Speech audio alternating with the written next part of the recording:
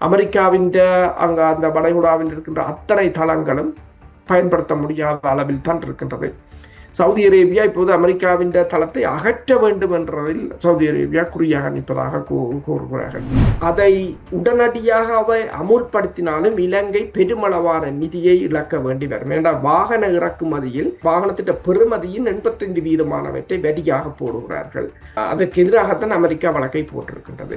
அமெரிக்காவின் 250வது சுதந்திர தினத்தை அமெரிக்கா அறிவித்த அதே நாளில் தான் இதனை ஈரானும் இந்த நிகழ்வை ஏற்பாடு செய்திருக்கின்றது.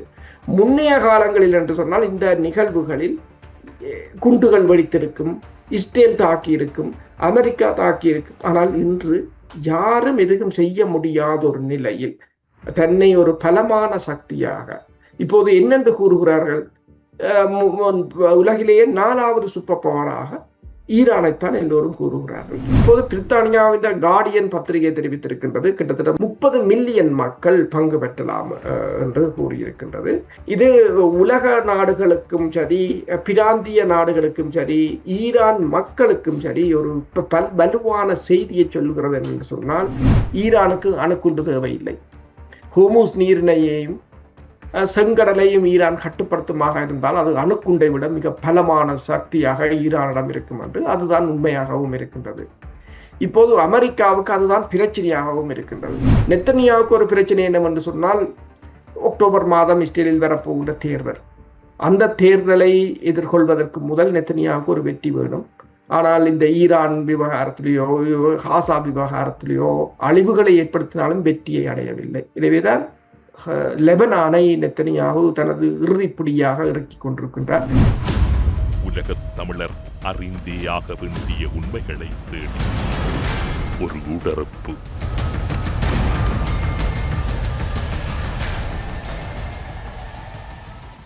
இன்றைய ஊடறுப்பு நிகழ்ச்சியில் எம்மோடு இணைந்திருக்கக்கூடியவர் பிரித்தானியாவில் இருக்கக்கூடிய கலாநிதி பிரபாகரன், எல்லோராலும் நன்கு அறியப்பட்டு பரிச்சயமான இராணுவ ஆய்வாளர் வேல்ஸிலிருந்து அருஸ் அவர்களை ஊடறுப்பு நிகழ்ச்சியோடு இணைத்திருக்கின்றோம்.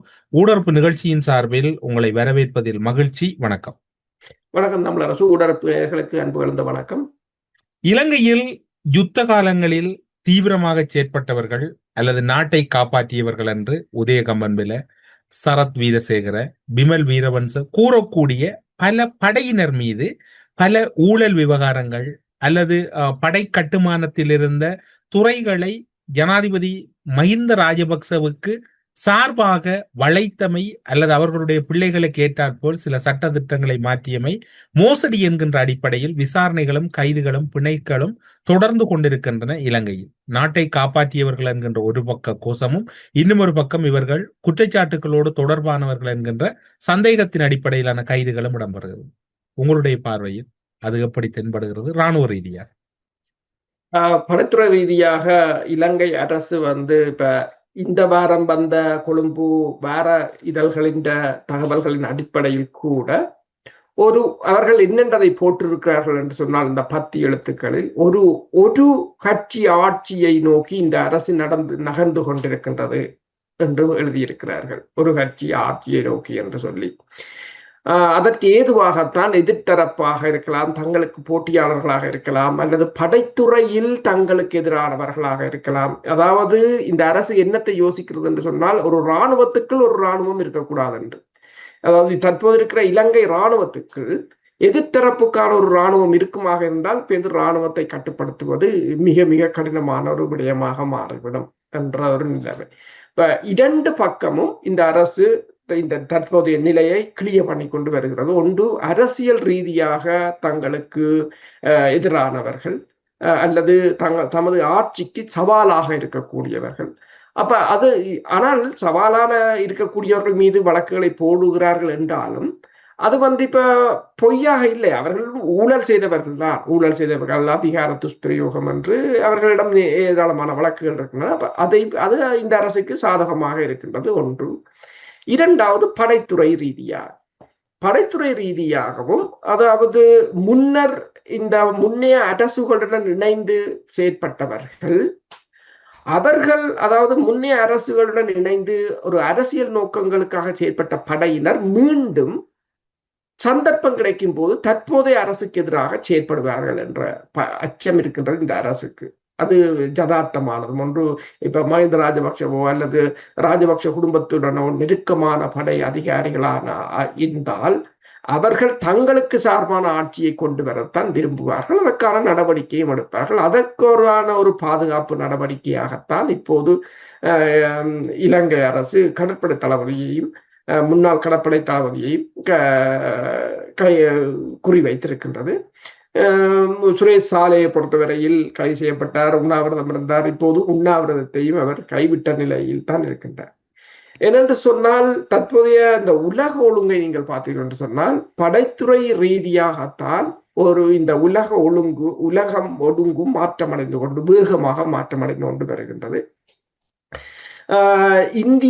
இந்தோ பசிபிக் பிராந்தியத்திலிருந்து அமெரிக்கா பசிபிக்கு மாறிய பிற்பாடு இந்தியா அவசரமாக ஜப்பானுக்கு இந்திய பிரதமர் நரேந்திர மோடி சென்றிருந்தார். அங்கு ஜப்பானிய பிரதமருடனான சந்திப்பின் பின்னர் அவர்கள் இருவருக்கும் இடையில் மேற்கொள்ளப்பட்ட ஒப்பந்தம் கடற்படை தொடர்பான ஒப்பந்தம். உங்களுக்கு தெரியும், பசிபிக் பிராந்தியமோ அல்லது இந்து சமுத்திர பிராந்தியமோ கடற்படை தான் அங்கு முக்கியமானது ஒன்று. இன்று ஈரான் போரில் கூட அமெரிக்கா வான்படை போரை அமெரிக்காவால் 40 நாட்கள் தான் நடத்த முடிந்திருக்கின்றது. அதற்கு பிறகு அவர்கள் மாறியதும் கடற்படை முற்றுகைக்குத்தான். அப்ப அதே போலதான் இப்போது இந்த கடற்படையை பலப்படுத்துவதற்கான யூனிகார்ன் என்ற ஒரு மிகப்பெரிய ஒரு திட்டத்தில் இந்தியாவும் ஜப்பானும் இணைந்திருக்கின்றன. இது சீனாவுக்கு எதிரான ஒரு வியூகம் என்றதான் அது வெளிப்படையானது ஒன்று. எனவே அதற்கு அடுத்த நாள் சீனாவின் வெளிவார அமைச்சகம் அறிக்கை வெளியிட்டிருக்கிறது. இந்தியாவும் ஜப்பானும் செய்து கொண்ட உடன்பாடு சீனாவை டார்கெட் பண்ணுமாக இருந்தால் அல்லது சீனாவை குறிவைத்ததாக இருக்குமாக இருந்தால் மிகப்பெரிய விளைவுகளை இரு நாடுகளும் சந்திக்கும் என்று சீனா ஒரு எச்சரிக்கையை விடுத்திருக்கின்றது. இப்ப இதுல நீங்க பார்த்தீங்கன்னு சொன்னால் இப்ப இந்தியாவும் படைத்துறை ரீதியாகத்தான் தனது கூட்டணியை நோக்கி நகர்ந்து கொண்டிருக்கிறது. இன்று இஸ்ரேலிய பிரதமர் பெஞ்சமின் நெத்தனியாவு பேசும்போது அவர் கூறினார், இஸ்ரேலுக்கு நண்பர்கள் இல்லை என்று கூறுகிறீர்கள், எங்களுக்கு பெருமளவான நண்பர்கள் இருக்கிறார்கள், அதிலும் இந்தியா இருக்கின்றது. இந்தியாவில் 1.4 பில்லியன் மக்கள் இருக்கிறார்கள். அவர்கள் பேஸ்புக் ட்விட்டர் ஊடாக தருகின்ற ஆதரவு இஸ்ரேலுக்கு மிக மிக அதிகமானது என்று கூறியிருக்கிறார். அப்ப இந்தியாவும் ஏதோ ஒரு வழியில் இப்போது இந்த களமுனைக்குள் தான் நுழைந்திருக்கின்றது. அப்ப இந்தியாவும் அதுக்கு நுழைந்தது என்று சொன்னால் இந்து சமுத்திர பிராந்தியத்தில் அது மிகப்பெரிய அளவில் எதிரொலிக்கும். அமெரிக்கா மெல்ல மெல்ல இலங்கையுடன் இலங்கையை தனது பிடிக்கில் கொண்டு வருவதற்கான முயற்சிகளை மேற்கொண்டாலும் இலங்கை சீனாவுடனும் தனது நட்புறவுகளை வளர்த்து கொண்டுதான் வருகிறது. இப்போது இந்த விரைவு நெடுஞ்சாலை திட்டத்தை மீண்டும் சீனா ஆரம்பித்திருக்கின்றது. அதற்கான $530 மில்லியன் பெறுமதியான அந்த உதவித்தொகையை சீனாவின் எக்ஸிம் பேங்க் இப்போது விடுவிக்கப் போவதாகவும் அதற்கான தூதுக்குழுக்கள் வர உள்ளதாகவும் தெரிவித்திருக்கிறார்கள். இந்த நிலையில் அமெரிக்கா என்ன செய்திருக்கிறது என்று சொன்னால் இலங்கை மீது வழக்கொன்றை போட்டிருக்கிறது. அதாவது இலங்கை வாகன இறக்குமதியில் செகண்ட் ஹேண்ட் வெஹிக்கிள்களுக்கு 85% வரி போடுவது உலக வர்த்தக சட்டத்துக்கு முரணானது என்று அமெரிக்கா கொண்டு போட்டிருக்கிறது. அமெரிக்கான்ற இப்போ இலங்கை அதை மீளாய்வு செய்வதாக கூறியிருக்கின்றது. மீளாய்வு செய்தால் இலங்கை பெருமளவான நிதியை இழக்க நேரிடும் என்ற ஒரு நிலையும் இருக்கின்றது. இலங்கையை ஒரு வளமாக அதாவது பொருளாதார ரீதியாக நெருக்கியபடியே அமெரிக்கா தனது படைத்துறை நலன்களை இலங்கைக்குள் புகுத்த முற்பட்டு நிற்கின்றது. அதே சமயம் இந்த நிலைமை, அதாவது தற்போதைய இந்த பூகோள அரசியல் சூழ்நிலைகளில் படைத்தரப்புக்குள் இருந்து ஒரு எதிர்ப்பு வந்துவிடக்கூடாது அல்லது படைத்தரப்புக்குள் இருந்து அரசுக்கு எதிராக ஒரு பிரச்சனை எழுந்துவிடக்கூடாது அல்லது இராணுவ புரட்சி என்ற ஒன்று வந்துவிடக்கூடாது என்பதில் ஜேவிபி தெளிவாக இருக்கின்றது. அதுதான் இப்போது படைத்துறையினரை குறிவைத்து ஜேவிபி தனது நகர்வுகளை ஆரம்பித்திருக்கின்றது. நீங்கள் இப்போது குறிப்பிட்டீர்கள் இலங்கை மீது அமெரிக்கா திடீர் வழக்கு தாக்கல் செய்திருப்பதாக. இந்த வழக்கினுடைய தன்மை எப்படி இருக்கிறது? இந்த வழக்கு தாக்கல் செய்யப்பட்டால் அந்த வழக்குக்கான நிலைப்பாடுகள் அல்லது முடிவுகளை இலங்கை அரசாங்கம் மாற்றிக்கொள்வதற்கு சந்தர்ப்பம் இருக்கின்றது. இலங்கை அரசு கூறியிருக்கின்றது தாங்கள் அதை கடந்து போக முடியாது, ஏனென்று சொன்னால் அமெரிக்கா அதை போட்டிருக்கிறது கடைசியாக இல்லை, சட்ட விரோதம் என்று கொண்டு வந்து முடித்தால் இலங்கைக்கு அது மிகப்பெரிய ஒரு பின்னடைவாக இருக்கும். ஆனால் அதை உடனடியாக அவை அமுல்படுத்தினாலும் இலங்கை பெருமளவான நிதியை இழக்க வேண்டி வரும். ஏனென்றால் வாகன இறக்குமதியில் இவர்கள் 85% வாகனத்தின் பெறுமதியின் 85%மானவற்றை வரியாக போடுகிறார்கள். அதைத்தான் இப்போது அமெரிக்கா அதற்கு எதிராகத்தான் அமெரிக்கா வழக்கை போட்டிருக்கின்றது. இந்த வழக்கு விசாரணை வருமாக இருந்தால் அதற்கு முதல் இலங்கை கேட்டிருக்கிறது தாங்கள் அதை மீளாய்வு செய்வதற்கான ஒரு அவகாசத்தை கேட்டிருக்கிறது. வழக்கு விசாரணைக்கு வருமாக இருந்தால் அதாவது அனைத்துலக சட்டத்தை வர்த்தக வேர்ல்ட் ட்ரேட் ஆர்கனைசேஷன் அந்த விதிமுறைகளை இலங்கை மீறியதாகத்தான் இப்போது அமெரிக்கா கொண்டு வந்து முடிக்கப் போகிறது. எல்லா விதத்திலும் அமெரிக்காவை பொறுத்தவரையில் இலங்கை அதாவது அமெரிக்காவின் ஆதரவின்றி இயங்க முடியாத ஒரு சூழ்நிலைக்காகத்தான் இப்ப மனித உரிமைகள் ஆணைக்குழுவை நீங்கள் எடுத்தாலும் சரி, IMF நிபந்தனைகளை எடுத்தாலும் சரி, வேர்ல்ட் பேங்காக இருந்தாலும் சரி, அவ்வாறு நிதி உதவிகளை வழங்குவது மட்டுமல்லாது இலங்கையின் சட்டங்களையும் எதிராகவும் சவால் விடுக்கக்கூடிய நிலைக்கு அமெரிக்கா இப்போது உள்நுழைந்திருப்பதைத்தான் இந்த வழக்கு நான் கூட அதை பார்க்கும் போது இவ்வளவு காலமும் இருந்தது. இவ்வளவு காலமும் இலங்கை அப்படித்தான் வரியை அதிக அளவு வரியை போட்டுத்தான் வாகனங்கள் இறக்குமதி செய்பவர்கள் மீது வரிகளை போட்டிருந்தார்கள். இதுவரை யாரும் எதுவும் கேட்கவில்லை. திடீரென்று இப்போது இந்த வாரம் அமெரிக்கா இந்த வழக்கை தொடுத்திருக்கின்றது. திடீர் வழக்கின் பின்னணி அரசியலாக இருக்குமா அல்லது ஒரு நடைமுறை அந்த தேவையாக இருக்குமா? அமெரிக்கா அரசியல் இல்லாமல் எதையும் செய்வதில்லை. ஒரு ஒரு ஒரு டாலர் கொடுத்தாலும் அதில் அரசியல் இருக்கும். அதுதான் அமெரிக்காவின் நடவடிக்கை. இப்ப US எய்டாக இருக்கலாம், ஐக்கிய நாடுகள் சபையின் நிறுவனங்களாக இருக்கலாம், அணுசக்தி கண்காணிப்பு மையமாக எதென்றாலும் அமெரிக்கா எதையுமே அரசியல் இல்லாமல் செய்யாது. ஏன் தமிழ் மக்களுக்கு கூட முன்னர் இருந்த அமெரிக்காவின் தூதுவர் டெப்லேஸ் அறிவு ஒரு கலந்துரையாடலில் தமிழ் இளைஞர் குழுவினர் அவர் கூறியிருந்தார், நீங்கள் தாயகத்தில் செய்கின்ற உதவிகள் எதிலுமே அரசியலை கலக்காது விட்டால் நீங்கள் உங்கள் நோக்கத்தில் வெற்றியடைய மாட்டீர்கள். நீங்கள் கொடுக்கின்ற அதாவது உதவித்தொகை தொடர்பாக அதாவது ஒரு சேரிட்டி ஆர்கனைசேஷனோட கலைக்கும் போதுதான் அவர் இதை கூறினார். நீங்கள் எந்த ஒரு உதவியிலும் அரசியல் எதிர்பார்ப்பு அல்லது அதுக்கு ரிட்டர்னாக ஒரு அரசியல் நலன் இல்லாத எந்த ஒரு உதவியும் உங்களுக்கு எந்த விதமான ஒரு வெற்றியையும் பெற்றுத்தராங்க. அப்ப இதுவும் இப்ப அமெரிக்காவின் இந்த வழக்கும் அரசியல் பின்புலம் கொண்டதுதான். ஏனென்றால் சொன்னால் இலங்கை மீது அமெரிக்கா ஒரு மிகப்பெரிய அழுத்தத்தை போடும். ஏனென்றால் இப்போது பொருளாதார ரீதியாக இலங்கையின் சரி எல்லா ஆசிய நாடுகளே ஏன் சீனா கூட மிகப்பெரிய நெருக்கடியை தான் சந்தித்துக் கொண்டு இருக்கின்றது. இந்த நெருக்கடிகளுக்கு மத்தியில் அமெரிக்கா இலங்கையின் அதாவது வருவாய் மீது இப்ப அரசாங்கம் சொல்லியிருக்கிறது தாங்கள் இந்த டாக்ஸ் இதை ரிவைஸ் அதாவது மீளாய்வு செய்கிறோம் என்று சொல்லி இருக்கின்றது. மீளாய்வு செய்தாலும் அவர்கள் கூறியிருக்கிறார்கள் இதை உடனடியாக தாங்கள் அமுல்படுத்தினால் மிகப்பெரிய ஒரு நிதி நெருக்கடி அல்லது நிதி இழப்பை சந்திக்க வேண்டி வரும் என்று. இப்ப அமெரிக்கா அதை வேண்டும் என்று இப்ப நீங்க பார்க்கலாம், இவ்வளவு காலமும் போடவில்லை, இவ்வளவு காலம் அப்படித்தான் இருந்தது. இப்ப திடீரென்று அமெரிக்கா WTOவில் கம்ப்ளைண்ட் கொடுத்திருக்கு.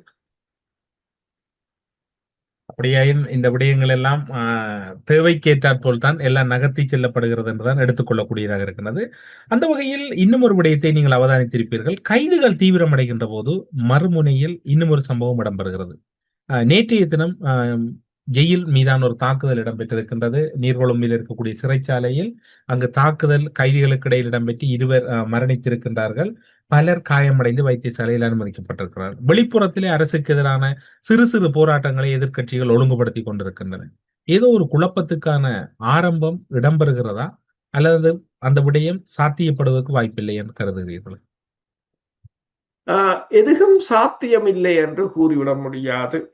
ஏனென்று சொன்னால் சாத்தியம் என்றது அது பல நான் இது தனிய இலங்கை சார்ந்த விவகாரம் இல்லை. இலங்கை இந்த விவகாரம் உலக நாடுகள் சார்ந்தது, அதாவது உலக வல்லரசு சார்ந்தது, பிராந்திய வல்லரசு சார்ந்தது, அதுக்கு அப்பால் தான் இலங்கையின் இறையாண்மை என்று கூறலாம். தற்போதைய நிலையில் உங்களுக்கு தெரியும், எங்கும் ஒரு சட்டம் இல்லை. அதாவது சட்ட விதிகளை யாரும் இந்த உலகத்தில் இப்போது மதிப்பதில்லை என்றதுதான். எந்த ஒரு நாடும், அமெரிக்காவும் சரி, ஈரானும் சரி, இஸ்ரேலும் சரி, லெபனானும் சரி, ரஷ்யாவும் சரி, உக்ரைனும் சரி, யாரும் மதிப்பதில்லை என்றதுதான். இவ்வாறான உலக ஒரு குழம்பி இருக்கின்ற நிலையில் அரசை தக்க வைப்பது என்பது மிக மிக கடினம். இப்ப நீங்க பிரித்தானியாவில் பாருங்கள், எத்தனை பிரதமர்கள் போயிருக்கிறார்கள். அதே போல உலக நாடுகளில் பல இடங்களில் பெருமளவான மாற்றங்கள் நிகழ்ந்திருக்கின்றன அரசியல் ரீதியாக. ஏன் தமிழகத்தில் இடம்பெற்றதை கூட நீங்கள் பார்க்கலாம். அவ்வாறான ஒரு நிலைமை, அதை முன்னைய காலங்களில் இவ்வாறான நிகழ்வுகள் ஏற்படாதவாறு அரசுகளோ அல்லது பிராந்திய அரசுகளோ ஒரு பாதுகாத்துக் கொள்ளக்கூடிய ஒரு சூழ்நிலை இருந்தது. ஆனால் இப்போது பிராந்திய அரசுகள், வல்லரசுகள் கூட தங்களை தக்க வைக்க போராடி கொண்டிருக்கிற நேரத்தில் இந்த சிறிய அரசுகள், சிறிய நாடுகள் தங்களை தக்க வைப்பது என்பது மிக மிக கடினம். நீங்கள் சொன்னது போலதான் நான் ஒன்றை பார்த்தேன். அதாவது அனுராவை வீட்டுக்கு அனுப்பும் போராட்டம் என்று கூட சில இடங்களில் போட்டிருக்கிறார்கள். அது சிறிய ஒரு தீப்பொறிதான். சில சமயங்களில் அது பெரிதாக விரிவடையலாம். அதே போல இப்ப கைதிகளுக்கு இடையிலான சண்டையாக இருக்கலாம், அது அரசியல் ரீதியாக மாற்றப்படலாம், படைத்துறை ரீதியான பிரச்சனையாக இருக்கலாம். எனவேதான் படைத்துறை ரீதியாக அரசு பெருமளவில் கவனம் எடுக்கிறது என்று சொன்னால், படைத்துறை அவர்களுக்கு மிகவும் புதிது. இரண்டு கட்சிகளும் தான் கிட்டத்தட்ட 50க்கு மேற்பட்ட ஆண்டுகளாக இரண்டு கட்சிகளும் தான் மாறி மாறி இந்த படைத்துறையை தங்கள் கட்டுப்பாட்டுக்குள் வைத்திருந்தார்கள் என்னும் போது அது அவர்களுக்கு சார்பாகத்தான் இருக்கு. இரண்ட பொருளாதாரம் ஒன்று உங்களுக்கு தெரியும். இப்போது விவசாயிகள் என்ற போராட்டம், நெல்லை கொள்வனவு செய்வது, அதை உற்பத்தி செய்வதில் ஏற்பட்டிருக்கின்ற நெருக்கடிகள் அல்லது விலையேற்றங்கள் எல்லாம் இப்போது விவசாயிகள் என்று சொன்னால் தங்கள் போராட்டத்தை கொழும்புக்கு கொண்டு வரப்போவதாக கூறியிருக்கிறார்கள் விவசாயிகள். பொருளாதார நெருக்கடி ரீதியாக தற்போதைய அரசு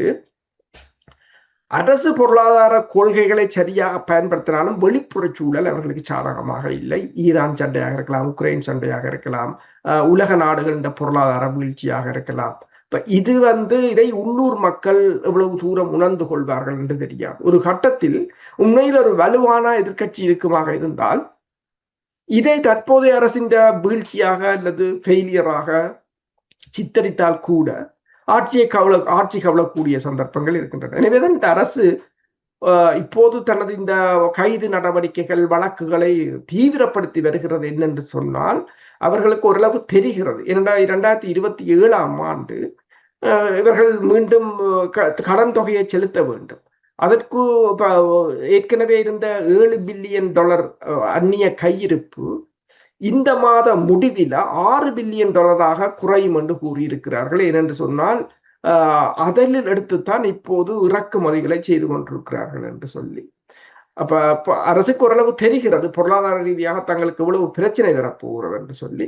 அந்த பொருளாதார இழப்பு அல்லது பொருளாதார பிரச்சனை அரசியலில் எதிரொலிக்க கூடாது, இப்ப கோத்தபாய ராஜபக்ஷவின் ஒரு நிலைமையை வந்துவிடக் கூடாது என்பதில் தான் அவர்கள் இப்போது தீவிரமாக இருக்கிறார்கள். அதன் வெளிப்பாடுதான் இந்த கைதுகளும் வழக்குகளுமாக போகின்றது.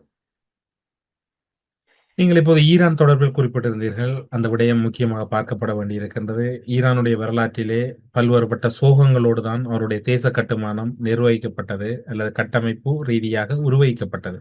அப்படி இருக்கின்ற போது ஈரானுடைய அதிஉச்ச தலைவரின் இறுதிச் சடங்கு இடம்பெற்றிருக்கின்றது. கிட்டத்தட்ட அது AI தொழில்நுட்பத்தினூடாக பெறப்பட்ட புகைப்படமா என்கின்ற ஆய்வினை கூட பல முன்னணி ஊடகங்கள் செய்திருந்தன. அந்த அளவுக்கு சனத்தினுடைய திரட்சி இருந்தது. கூடிய கூட்டத்தையும் அதன் பின்னர் அங்கு இடம்பெற்ற நிகழ்வுகளையும் அரசியலுக்கு அப்பால் நீங்கள் எப்படி பார்க்கிறீர்கள்? என்று சொன்னால் 1979ஆம் ஆண்டு அயத்தல்லா ரொஹல்லா ஹமேனியின் இறுதி ஊர்வலத்தின் போது கிட்டத்தட்ட 10 லட்சம் மக்கள் பங்கு பெற்றிருந்தார்கள். அது கினஸ் புத்தகத்திலும் அது ஒரு சாதனையாக பதிவு செய்ய, ஒரு மரண ஊர்வலத்தில் உளவு பேர் பங்கு பற்றியது. ஆனால் இப்போது பிரித்தானியாவின் கார்டியன் பத்திரிகை தெரிவித்திருக்கின்றது கிட்டத்தட்ட 30 மில்லியன் மக்கள் பங்கு பெற்றலாம் என்று கூறியிருக்கின்றது. அதற்கு முதல் ஏனைய ஊடகங்கள் கணித்திருந்தன கிட்டத்தட்ட 25 தொடக்கம் 35 லட்சம் மக்கள் இந்த இறுதி ஊர்வலத்தில் பங்கெடுப்பார்கள் என்று சொல்லி, உண்மையில் அவ்வளவு பெருமளவான மக்கள் தான் அங்கு பங்கெடுத்திருக்கிறார்கள். இது உலக நாடுகளுக்கும் சரி, பிராந்திய நாடுகளுக்கும் சரி, ஈரான் மக்களுக்கும் சரி ஒரு வலுவான செய்தியை சொல்லுகிறது என்று சொன்னால், ஈரான் மக்கள் அனைவரும் ஒருங்கிணைந்திருக்கிறார்கள். இந்த போர் அவர்களை மேலும் ஒருங்கிணைத்திருக்கிறது என்பதை தான் கூற வருகின்றது இந்த விடயம். அயத்துல்லா ஹமேனியின் 3 மகன்களும் இதில் வந்திருந்தார்கள். அது மட்டுமல்லாது கிட்டத்தட்ட 70 நாடுகளைச் சேர்ந்த பெருமளவான பிரதிநிதிகள் வந்திருந்தார்கள். ரஷ்யாவாக இருக்கலாம், சீனாவாக இருக்கலாம், இலங்கை கூட தனது நாடாளுமன்ற பேச்சாளரை அங்கு அனுப்பியிருந்தது. அது மட்டுமல்லாது பெருமளவு கிட்டத்தட்ட 300க்கும் மேற்பட்ட வெளிநாட்டு ஊடகவியலாளர்களையும் உள்ளுக்கு அனுப்பியிருந்தார்கள். ஆனால் பாதுகாப்பு கடுமையாக பலப்படுத்தப்பட்டிருக்கிறது. வான் போக்குவரத்து முற்றாக முடக்கப்பட்டிருக்கின்றது. அதே நேரம் இஸ்ரேல் தாக்குதலை நடத்தினால் தாங்கள் மீண்டும் தாக்குதலை தீவிரமாக நடத்துவோம் என்று ஈரான் எச்சரிக்கையையும் விடுத்திருக்கின்றது. இப்ப இந்த போரை இந்த தற்போதைய நிலையை பொறுத்தவரையில் வெளிநாட்டு ஆய்வாளர்கள் தான் கூறுகிறார்கள், அதாவது ஈரான் தான் மிகவும் ஒரு பலமான சக்தியாக அந்த பிராந்தியத்தின் ஒரு சூப்பர் பவராக தன்னை காண்பிப்பதற்காக இந்த நிகழ்வை இவ்வளவு பிரம்மாண்டமாக ஒழுங்கு செய்திருக்கிறது என்று சொல்லி இருக்கிறார்கள். ஒன்று. இரண்டாவது, அவர்கள் இந்த போரில் வெற்றி பெற்ற பின்னர் தங்கள் தலைவருக்கு அதனை காணிக்கையாக ஆக்குவது ஒரு மிகப்பெரிய, அதாவது இந்த போரில் ஈரானை பேரம் பேசும் சக்தியை அழிக்கலாம் என்ற ஆரம்பித்த போர் அதை மறுதலையாக மாற்றி இருக்கிறது என்றுதான் கூறுகிறார். இப்போது அவர்கள் இந்த மரண ஊர்வலத்தில் என்ன செய்தியை உலகுக்கும், குறிப்பாக அமெரிக்கா, இஸ்ரேல் போன்ற நாடுகளுக்கும் கூறியிருக்கின்றார்கள் என்று நீங்கள் கருதுகிறீர்கள்? அதாவது அவர்களை பொறுத்தவரையில் அவர்கள் சொல்கின்ற செய்தி ஒன்றுதான். அதாவது ஈரானை பொறுத்தவரையில் ஈரான் வெல்ல முடியாத சக்தி. அவர்கள் சொல்கிறார்கள் என்னென்று சொன்னால், அதாவது இது தொடர்பாக இந்த எலியா ஜே மேக்னியர் என்ற ஆய்வாளர் என்ன கூறியிருக்கிறார் என்று சொன்னால், கொல்லப்பட்ட அயத்துல்லா சையத் அலி ஹமேனியின் இறுதிச் சடங்குகளை ஈரான் ஈரான்ல மட்டுமில்லை, ஈரானிலும் ஈராக்கிலும் ஏற்பாடு செய்திருக்கின்றது. இந்த நிகழ்வு மூலம் அது உலகுக்கும் பிராந்தியத்துக்கும் அங்குள்ள மக்களுக்கும் ஒன்றைத்தான் சொல்ல வருகிறது. அதாவது ஈரானிய முடிவெடுப்பாளர்களில் யார் தோன்றுகிறார்கள் என்பதை கவனியுங்கள் என்று. அதாவது இந்த இறுதிச் சடங்கில் யார் யார் அங்கு வருகிறார்கள் என்பதை கவனியுங்கள். எந்தெந்த பிரதிநிதிகள் வரவேற்கப்படுகின்றார்கள், அவர்களை யார் வரவேற்கிறார்கள், அவர்கள் எந்த வரிசையில் வரவேற்கப்படுகிறார்கள் இவற்றுக்கு மேலாக, ஒரு வருடத்துக்கு மேலாக போரின் காரணமாக பலவீனமான ஈரான் என்ற கதையை பரப்பி வருபவர்களுக்கு ஈரான் தனது உள்நாட்டு ஒற்றுமையை மீண்டும் உறுதிப்படுத்த இந்த தருணத்தை எவ்வாறு பயன்படுத்துகிறது என்பதை கவனியுங்கள் என்று அவர் கூறியிருக்கின்றார். அதாவது இது கவனமாக வடிவமைக்கப்பட்ட ஒரு நிகழ்வாக அல்லாமல் 47 வருடங்களாக அமெரிக்கா இஸ்ரேலினால் எதிர்கொள்ளப்பட்ட ஒரு எதிரியை அவர்கள் சரியாக புரியவில்லை என்பதை இந்த மரண ஊர்வலம், மரண நிகழ்வு காட்டியிருக்கின்றது. அதே நேரம் CNN என்ன கூறியிருக்கிறது என்று சொன்னால், உலகின் வலிமையான 2 இராணுவங்களுடனான கடுமையான போர் மற்றும் பல தசாப்தங்களாக நீடிக்கும் கடுமையான பொருளாதார தடைகள் இருந்த போதிலும் ஈரான் இந்த உயர்ந்த தலைவருக்கான நினைவை ஈரான் போற்றி நிலைநிறுத்தியது அது அந்த ட்ரம்புக்கு கூட, அமெரிக்க அதிபருக்கு ஒரு செய்தியை கூறியிருக்கிறது என்றுதான் கூறியிருக்கிறார்கள். அதாவது இந்த நிகழ்வை அவர்கள் எப்போது ஒழுங்குபடுத்தியிருக்கிறார்கள் என்று சொன்னால், அமெரிக்காவின் 250வது சுதந்திர தினத்தை அமெரிக்கா அறிவித்த அதே நாளில் தான் இதனை ஈரானும் இந்த நிகழ்வை ஏற்பாடு செய்திருக்கின்றது. முன்னைய காலங்களில் என்று சொன்னால் இந்த நிகழ்வுகளில் குண்டுகள் வெடித்திருக்கும், இஸ்ரேல் தாக்கி இருக்கும், அமெரிக்கா தாக்கி இருக்கும். ஆனால் இன்று யாரும் எதுவும் செய்ய முடியாத ஒரு நிலையில் தன்னை ஒரு பலமான சக்தியாக இப்போது என்னென்று கூறுகிறார்கள்? உலகிலேயே 4வது சூப்பர் பவராக ஈரானைத்தான் எல்லோரும் கூறுகிறார்கள். அதை அந்த உள்நாட்டு மக்களின் எழுச்சியையும் அதனுடன் சேர்த்து ஈரான் தன் பலத்தை காண்பிப்பதற்கான ஒரு நிகழ்வாக ஏற்பாடு செய்திருக்கின்றது. இப்போதைய காலத்தில் இன்று இருக்கக்கூடிய சூழ்நிலையில் இந்த சம்பவங்களின் பின்னர் உலகளவில் ஈரான் விவகாரத்தில் ஏதாவது மாற்றங்கள் நிகழும் என்று நீங்கள் கருதுகிறீர்களா? அமெரிக்கா மீண்டும் மீண்டும் ஒரே கருத்தையே சொல்லிக் கொண்டிருக்கிறது, தன்னுடைய நிலைகளில் மாற்றமில்லை. அமைதி பேச்சு என்று கூறிய பின்னரும் கூட அவர்களுக்கு இடையில் முரண்பட்ட கருத்துக்கள் தான் இப்போது எழுந்திருக்கின்றன. இந்த இறுதி பயணத்தின் பின்னர் ஏதாவது நல்ல விடயங்கள் உலகில் இடம்பெறுமா, அல்லது தொடர்ந்து ஒரு ஆபத்தான விடயத்தை நோக்கித்தான் நகரப் போகிறதா? நாங்கள் போர் முடியவில்லை. ஏனென்றால் அமெரிக்கா இந்த பெரிய ஒரு தோல்வியோடு அமெரிக்கா வெளியேற அமெரிக்கா தயாரில்லை. இஸ்ரேலும் ஒட்டுமொத்தமாக ஒரு தோல்வியை இஸ்ரேலும் சந்திக்க தயாராக இல்லை. ஆனால் ஈரானை எதிர்கொள்வதும் சுலபமான காரியம் இல்லை. அதுதான் இங்குள்ள சிக்கல். இன்று கூட, அதாவது இந்த அமெரிக்காவின் கடற்படை முற்றுகை அகற்றப்பட்டு ஈரானுடனான ஒரு MOU என்ற புரிந்துணர்வு ஒப்பந்தம் ஏற்படுத்தப்பட்ட பின்னரும் ஹோர்முஸ் நீரிணை ஊடான போக்குவரத்து பழைய நிலைக்கு திரும்பவில்லை. வளமையாக 140 கப்பல்கள் ஒரு நாளைக்கு போவது என்று சொன்னால் இப்போது 30-35 கப்பல்கள் தான் மேக்சிமமாக போகின்றன. அதிலும் இழுபறை ஓமான் பக்கத்தால் போவதா ஈரான் பக்கத்தால் போவதா என்ற மிகப்பெரிய ஒரு பிரச்சனை. இந்த மரண நிகழ்வில் கலந்து கொண்டிருந்த ரஷ்யாவின் தேசிய பாதுகாப்பு சபையின் பிரதி தலைவரும் முன்னாள் அரசு தலைவருமான டிமிட்ரி மெட்வெடேவ் கூறினது ஒன்றுதான், ஈரானுக்கு அணுகுண்டு தேவையில்லை. ஹோர்முஸ் நீரிணையையும் செங்கடலையும் ஈரான் கட்டுப்படுத்துமாக இருந்தால் அது அணுகுண்டை விட மிக பலமான சக்தியாக ஈரானிடம் இருக்கும் என்று அதுதான் உண்மையாகவும் இருக்கின்றது. இப்போது அமெரிக்காவுக்கு அதுதான் பிரச்சனையாகவும் இருக்கின்றது. இந்த ஹோர்முஸ் நீரிணையும் அடுத்தது செங்கடலில் இன்றும் ஹூதிஸ் அமைப்பினர் செங்கடலில் ஒரு கப்பலை கடத்த முற்பட்டிருந்ததாக UKMTO என்ற அமைப்பு தெரிவித்திருக்கின்றது. அப்ப செங்கடலை இதுவரை ஈரான் இந்த போன சண்டையில் ஈரான் மூடவில்லை. ஈரான் அதை திறந்தேதான் வைத்திருந்தது. ஆனால் இன்னொரு சண்டை வருமாக இருந்தால் ஈரான் அதையும் மூடும் என்றுதான் ஈரான் கூறியிருக்கின்றது. 40 நாள் போர், வான் போர், அதாவது விமானப்படையை பயன்படுத்தினார்கள். அது முடியவில்லை என்றுதான் 40வது நாள் கடற்படைக்கு மாறியிருந்தார்கள் அமெரிக்கா. கடற்படை முற்றுகை. அப்ப அதற்கு பிறகு நீங்கள் பார்க்கலாம், அந்த 2 மாத கடற்படை முற்றுகைக்கு பிறகு அமெரிக்கா மீண்டும் வான் தாக்குதலுக்கு மாறவில்லை. சும்மா 1-2 தினம் போய் ஏவுகணை அடித்தார்களே தவிர வான் தாக்குதலுக்கு அவர் போகவில்லை என்று சொன்னால் அமெரிக்காவின் அத்தனை நவீன விமானங்களும் தாக்குதலுக்கு உள்ளாகியது. அவ எந்த விமானத்தையும் கொண்டு போக முடியாத ஒரு நிலை.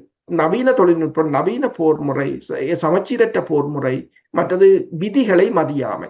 அமெரிக்காவும் இஸ்ரேலும் இதுவரை காலமும் எதை செய்தார்களோ, அதாவது அனைத்துலக விதிகள் எதையும் மதிப்பதில்லை.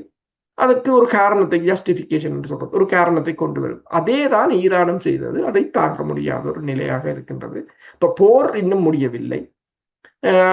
அதாவது போர் நிறுத்தத்துக்குள்ளுமே இருதரப்பும் தாக்குதலை நடத்தி கொண்டுதான் இருக்கின்றன. ஆனால் இங்கு ஒரு பிரச்சனை என்னவென்று சொன்னால், அமெரிக்கா ஒவ்வொரு தடவை தாக்கும் போதும் ஈரான் பலமாக தாக்குகிறது, பதிலடியை கொடுத்து கொண்டுதான் இருக்கின்றது.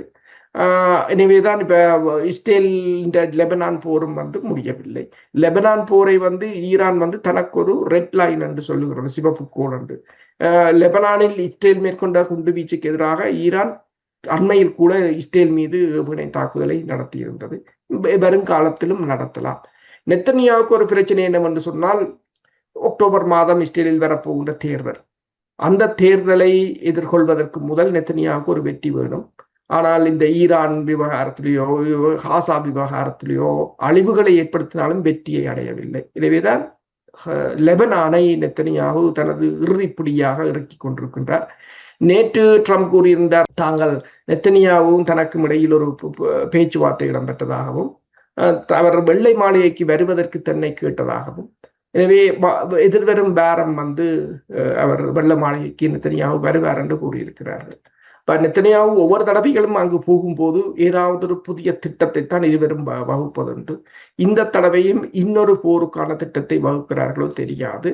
ஆனால் தரைப்படையை இறக்கலாம் என்று பேச்சுக்கள் எழுந்தாலும் அதற்கு உரிய சாத்தியக்கூறுகள் இல்லை என்று நாங்கள் வாதிடுகிறோம் பல தடவைகள். ஆனால் அதற்குரிய ஏது நிலைகளையும் அமெரிக்காவும் இஸ்ரேலும் உருவாக்க முனைந்து கொண்டுதான் இருக்கிறார்கள்.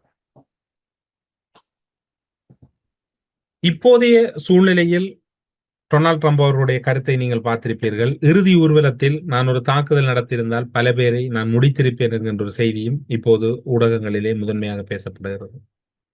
இந்த யுத்த களமுனை ஓய்வடையுமா அல்லது டொனால்ட் ட்ரம்ப் இருக்கும் வரையும் இந்த யுத்தத்தன்மை நீடித்துக் கொண்டே செல்லும்?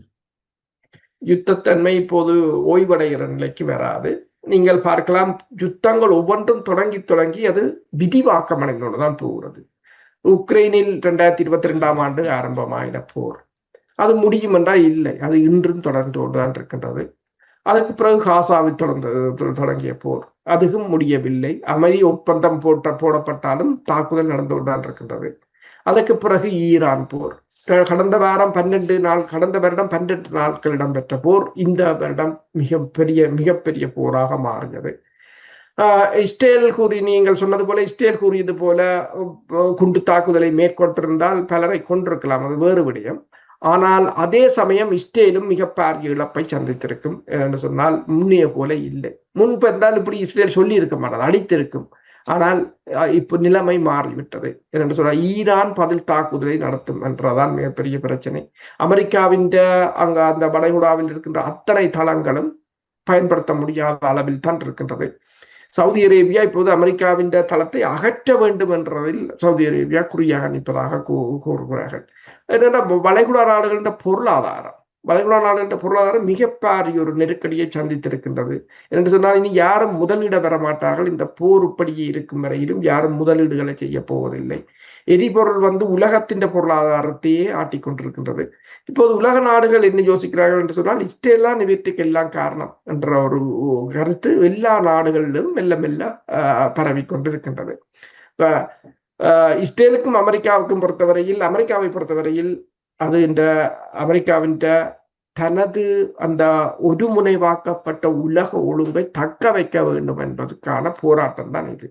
இதை இழந்தால் அமெரிக்கா தோல்வியடைந்ததாகத்தான் இருக்கும். அதற்கு பிறகு உலக ஒழுங்கும் மாற்றம் அடைந்துவிடும். உலக ஒழுங்கு மாறி வருகிறதே தவிர இன்னும் மாறவில்லை, மாற்றம் முடியவில்லை.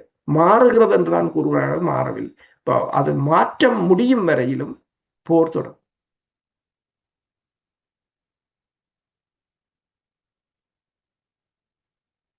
நீங்கள் பார்க்கின்ற வகையில் இப்போது உலகளவிலே எல்லா விடயங்களிலும் குழப்பம் நீடிக்கின்றது. ஆனால் இலங்கையை நோக்கி மட்டும் ஏதோ ஒரு விடயம் மாறுதலாக இடம்பெற்றுக் கொண்டிருக்கின்றது.